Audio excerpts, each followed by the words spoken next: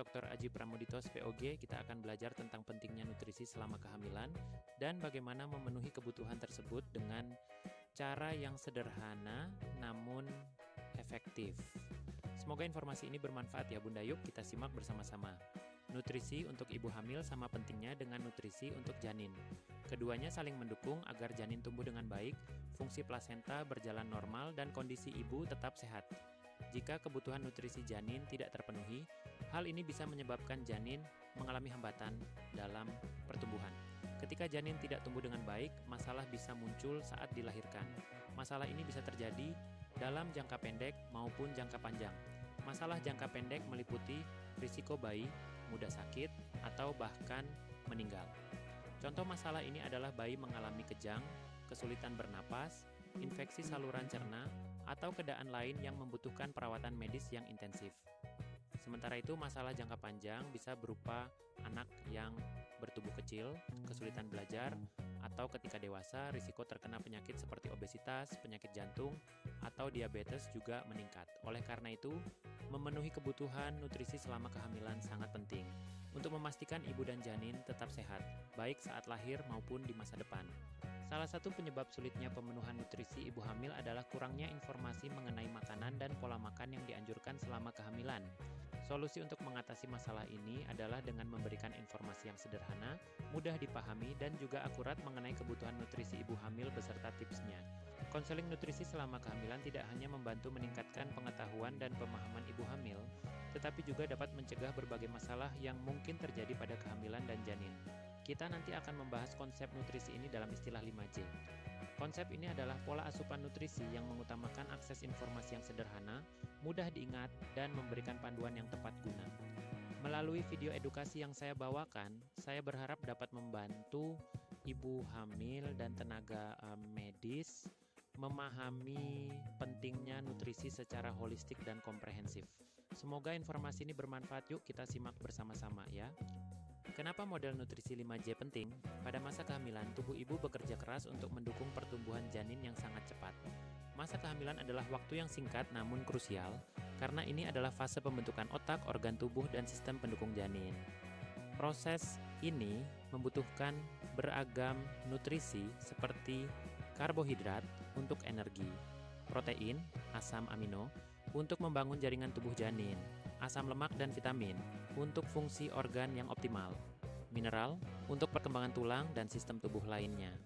Jika nutrisi ini tidak tercukupi, risiko yang muncul bisa berupa hambatan pertumbuhan janin, bayi lahir dengan berat badan rendah, atau masalah kesehatan di masa depan, seperti diabetes atau penyakit jantung. Bagaimana mengatasi hambatan nutrisi? Ada berbagai hambatan yang sering dialami ibu hamil, seperti mual, muntah, atau pola makan yang tidak teratur karena kesibukan. Disinilah pentingnya jalur pengganti untuk memastikan kebutuhan nutrisi tetap terpenuhi. Jalur ini tidak hanya mencakup suplemen vitamin dan mineral, tetapi juga asam amino, asam lemak, dan nutrisi esensial lainnya. Dengan dukungan keluarga dan orang terdekat, ibu hamil dapat lebih mudah menjalankan pola makan sehat yang mendukung kehamilan. Kesimpulannya, model nutrisi 5J adalah solusi lengkap untuk memastikan kebutuhan nutrisi ibu hamil terpenuhi dengan baik. Dengan memenuhi jumlah, jadwal, jenis jalur, dan jaga pelaksanaan, ibu hamil tidak hanya menjaga kesehatannya sendiri, tetapi juga mendukung pertumbuhan optimal janin. Mengapa nutrisi kehamilan harus lengkap?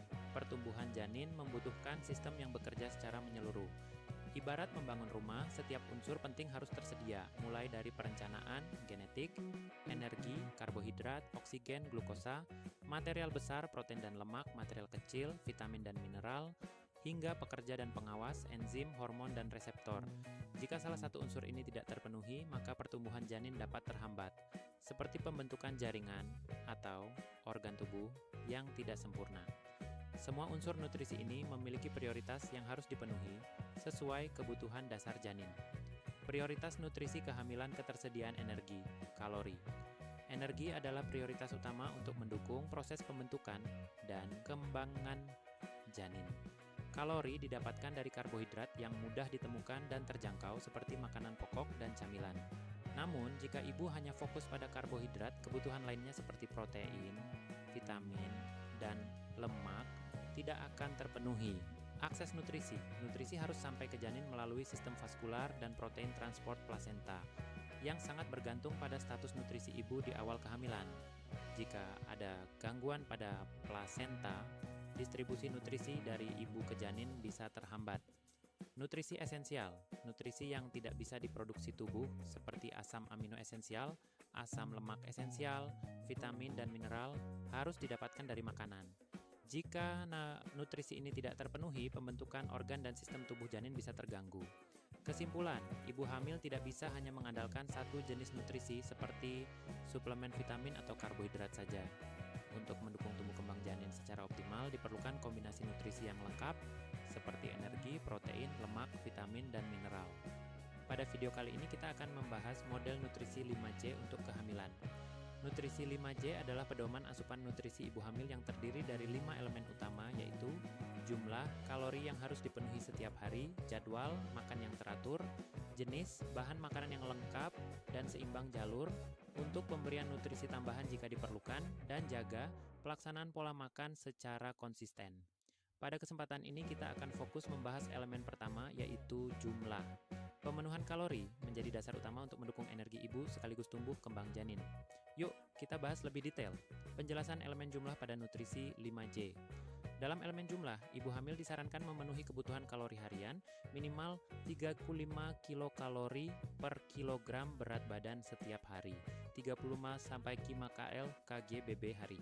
Sebagai contoh, jika berat badan ibu adalah 60 kiloan, maka kebutuhan kalorinya adalah 60 dikali 35, yaitu 2000 kcal per hari.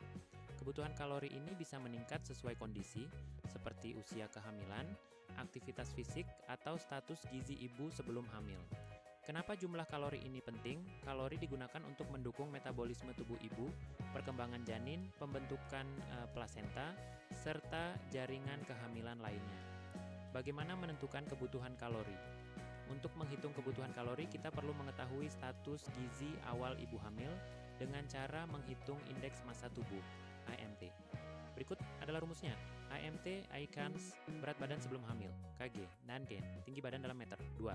Sebagai contoh, jika ibu memiliki berat badan 50 kg dan tinggi badan 115 cm, maka perhitungannya IMT × 50, 455 × 1,55, Regarded 20,8. Hasil ini menunjukkan bahwa status gizi ibu adalah normal.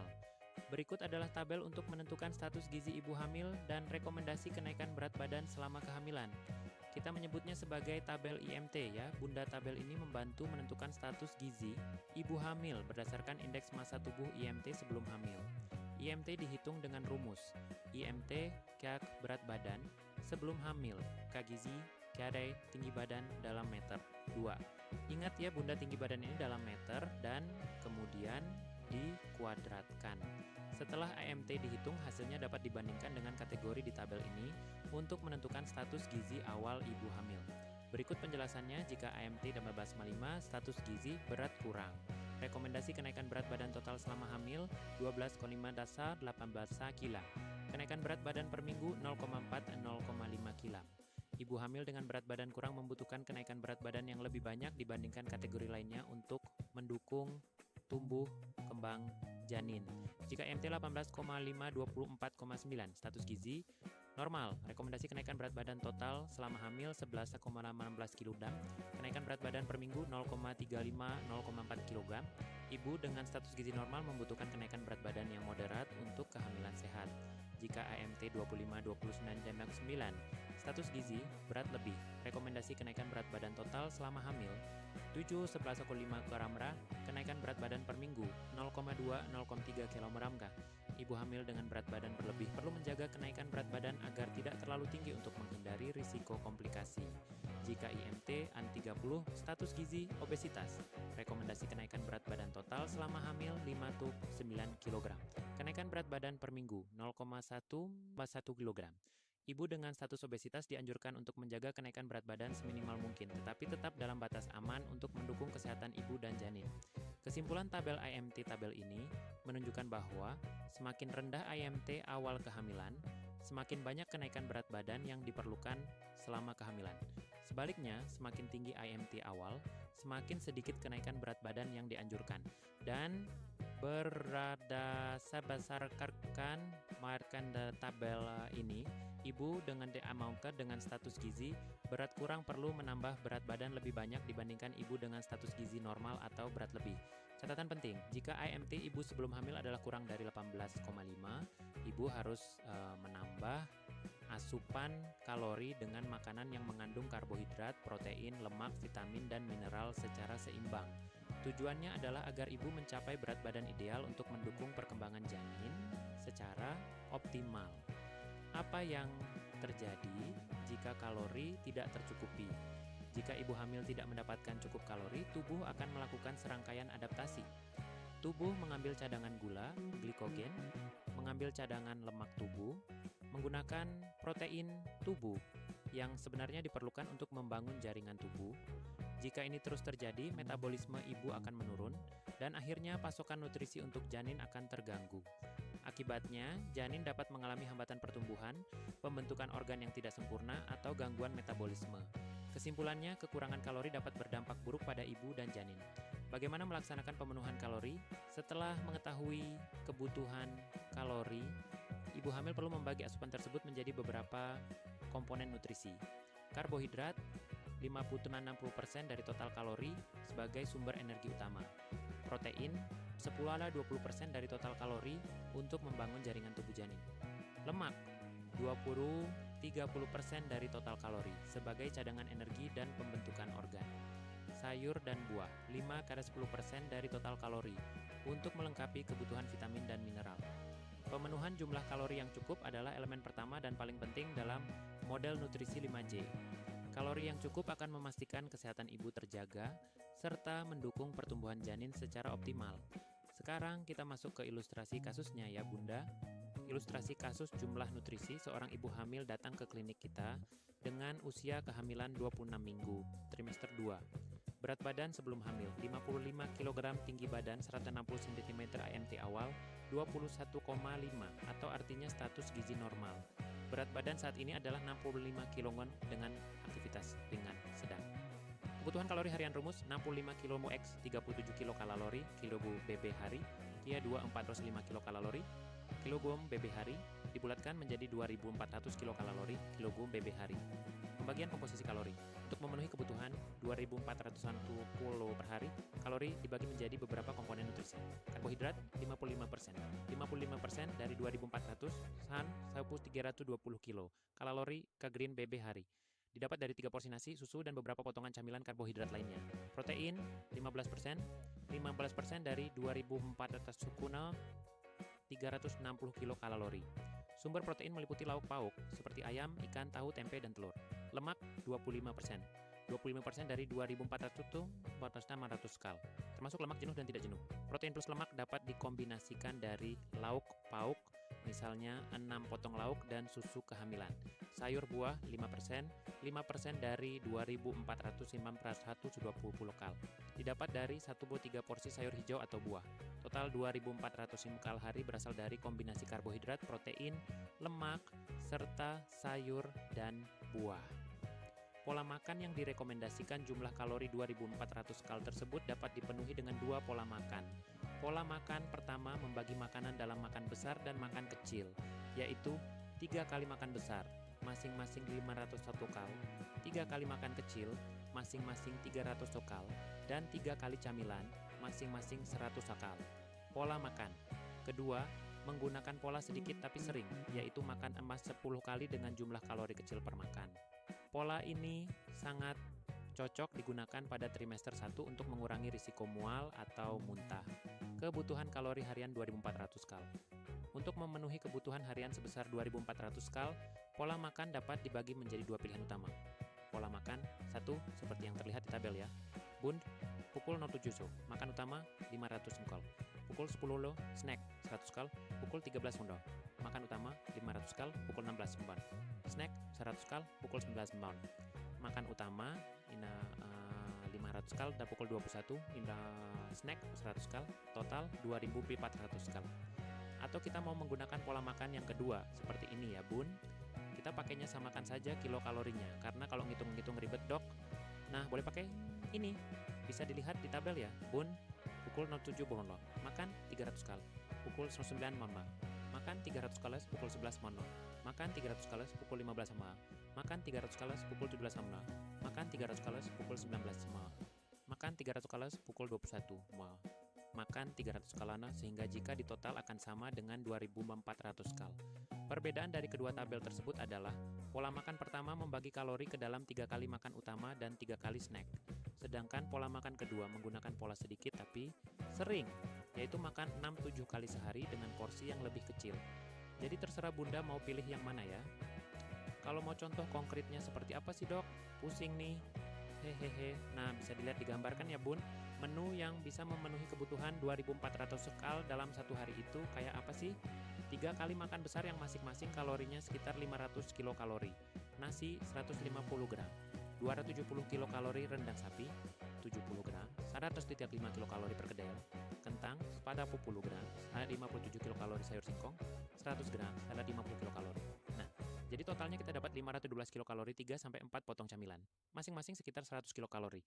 Contohnya, pisang goreng, ubi goreng, tahu goreng, atau camilan ringan lainnya. 2 gelas susu kehamilan, total sekitar 300 kilokalori susu kehamilan bisa diminum di antara waktu makan utama atau sebagai snack tambahan. Bagaimana sudah ada gambarannya?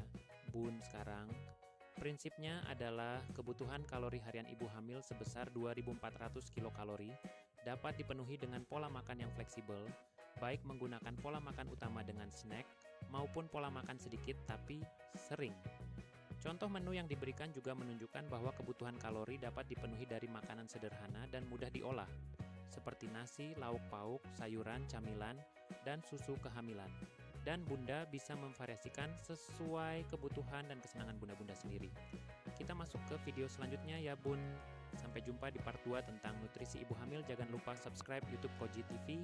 Sampai jumpa. Wassalamualaikum warahmatullahi wabarakatuh.